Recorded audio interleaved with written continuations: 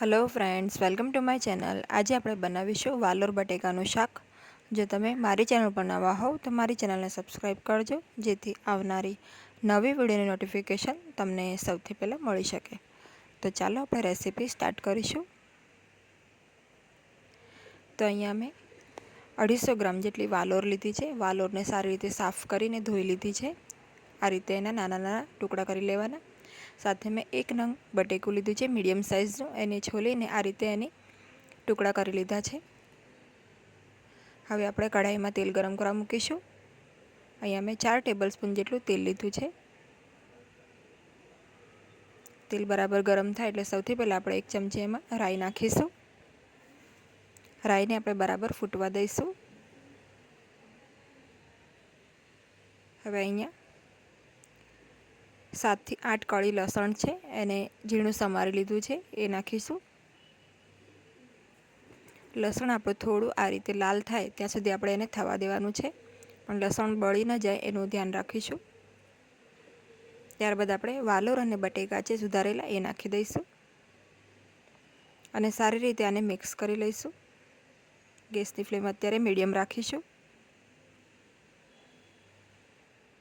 સારી રીતે મિક્સ થઈ જાય ત્યારબાદ આપણે એને તેલમાં જ આ રીતે ઢાંકણ ઢાંકીને 5 મિનિટ થવા દઈશું। 5 મિનિટ બાદ આપણે ખોલીને જોઈ લઈશું।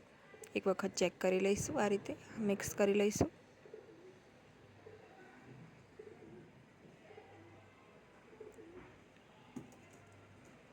તો એકદમ સિમ્પલ રેસીપી છે, ફટાફટ બની જાય છે। એક વખત જરૂરથી ટ્રાય કરજો। હવે આપણે મસાલામાં સૌથી પહેલાં લાલ મરચું પાવડર નાખીશું 1 ચમચી જેટલું। અડધી ચમચી હળદર પાવડર નાખીશું।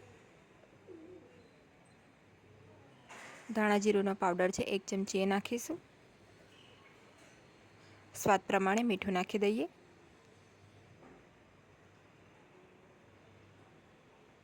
મેગી મસાલા છે અડધી ચમચી જેટલો એ નાખીશું।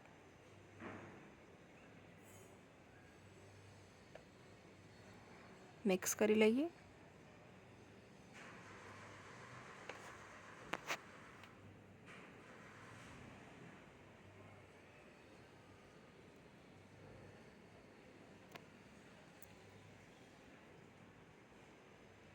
બરાબર આ રીતે મિક્સ થઈ જાય એટલે આપણે એને ફરીથી ઢાંકીને 5 મિનિટ થવા દઈશું। તો ગેસની ફ્લેમ અત્યારે લો કરી દેવાની છે આપણે।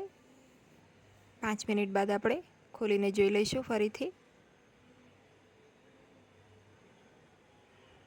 આપણે 1 નંગ ટામેટું ઝીણું સુધારેલું છે એ નાખીશું।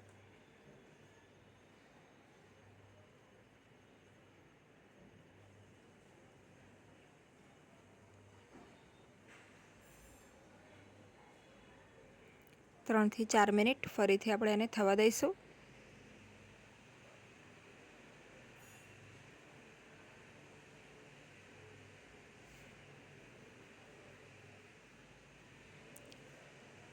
તો 4 મિનિટ બાદ આપણે ખોલીને જોઈ લઈએ।